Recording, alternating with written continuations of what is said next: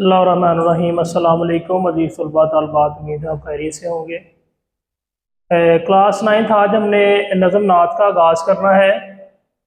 तो आपको सबसे पहले पता होना चाहिए नात किसको कहते हैं, यानी हजूर अकरम सल्लल्लाहु अलैहि वसल्लम की तारीफ़ को जो है वो नात कहते हैं। अब तारीफ़ आपने मुख्तलिफ सेंस में समझनी है। आप सल्लम की ज़ात, आपके कौल, आपके कौलो करार, आपके अमल को अगर हम शायरी की शक्ल में बयान कर दें तो वो क्या कहलाएगी, आप सल्लम की तारीफ़ कहलाती है। तो तारीफ़ के बाद हम देखते हैं कि इसके शायर जो हैं वो कौन हैं। मौलाना ज़फ़र अली ख़ान इसके शायर हैं और ये नात गोई इनकी जो है बड़ी मशहूर है। अब इनकी नात गोई में कुछ ख़ास सिफ़ात हैं, वो कौन सी हैं अगर हम देखें तो खलूस, अकीदत, जिद्दत, जिद्दत तबा और कुदरत बयान का हसीन इम्तजाज जो है इनकी शायरी में आम तौर पे पाया जाता है, जो इनकी नात गोई की ख़ास वस्फ़ है, खूबी है। अगर हम बात करें मौलाना ज़फ़र अली ख़ान का लक़ब जो है वो क्या है, बाबाए सहाफ़त इनको जो है वो कहा जाता है। इसी तरह अगर मौलाना ज़फ़र अली ख़ान के मज़ीद तारुफ़ की बात करें तो इनमें से MCQs आपके पास जो है वो पेपर में आ जाते हैं। तो सबसे पहले हम देखते हैं ये पैदा कब हुए। 1874 1874 में कस्बा कोट मेरठ ज़िला सियालकोट में जो है ये पैदा हुए। जाए पैदाइश इनकी सियालकोट थी। उसके बाद इन्होंने तालीम कहाँ से हासिल की, तो अपनी इब्तदाई तालीम का आगाज़ इन्होंने यहीं से हासिल किया जिस जगह ये रहते थे। इनको किस ज़ुबान पर अबूर हासिल था, तो ना सिर्फ उर्दू बल्कि अरबी, फ़ारसी और अंग्रेज़ी ज़ुबान पर भी इन्हें बड़ी महारत जो है वो हासिल थी। अगर हम इनके रोज़नामा की बात करें तो रोज़नामा में ज़मींदार के मुदैयर रहे। अगर हम बात करें इन्होंने अपनी ज़िंदगी में कौन कौन सी मुश्किलात जो है बर्दाश्त की और क्यों की, तो यहाँ पे एक सवाल बनता है कैदो मुशक्क़त का। तो तहरीक आज़ादी में हिस्सा लेने की पादाश में इन्होंने 5 साल जो है कैदे बामुशक्क़त में गुजारी।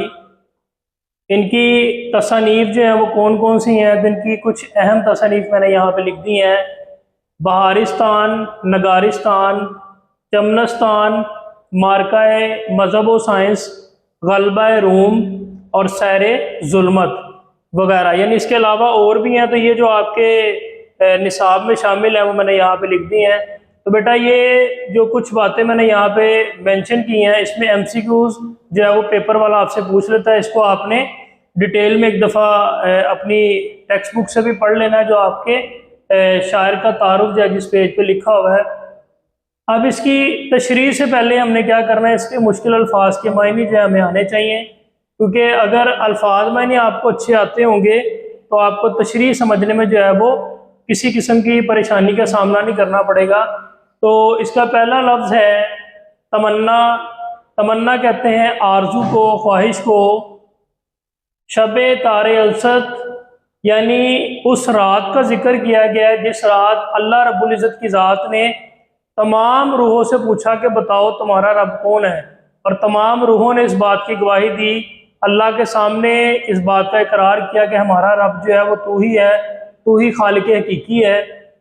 इसी तरह नूर अव्वलीन से मुराद है सबसे पहला नूर। शनासा कहते हैं जिससे जान पहचान हो, वाकफियत वाला बंदा। बतहा कहते हैं मक्का और कुर्बो जवार का इलाका है, यानी मक्का और उसके इर्द गिर्द के जो इलाके हैं। नज़ीर कहते हैं मिसाल को। फूटा, निकलना या पैदा होना।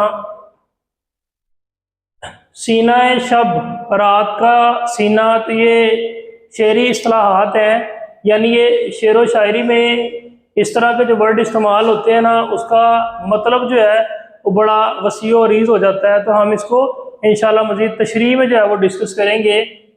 गायत ओला से मुराद होता है अहम मकसद। ताजे ताजदारा यसरबो बतहा, मदीना व मक्का के ताजदार बादशाह को भी कह सकते हैं। रहमत दो जहां, दो जहां से मुराद ज़मीन व आसमान यानी दो जहानों के लिए रहमत नबी करीम सल्लल्लाहु अलैहि वसल्लम की ज़ात के बारे में बयान किया जा रहा है। तन्हा कहते हैं अकेले को। तो बेटा ये हमारे अल्फाज मायनी थे। कल इंशाल्लाह हम इसका मरकज़ी ख्याल या खुलासा जो है वो करेंगे और साथ इसके अशार की तशरीह को देखेंगे। तब तक अपना ख्याल रखिएगा। अल्लाह हाफिज़।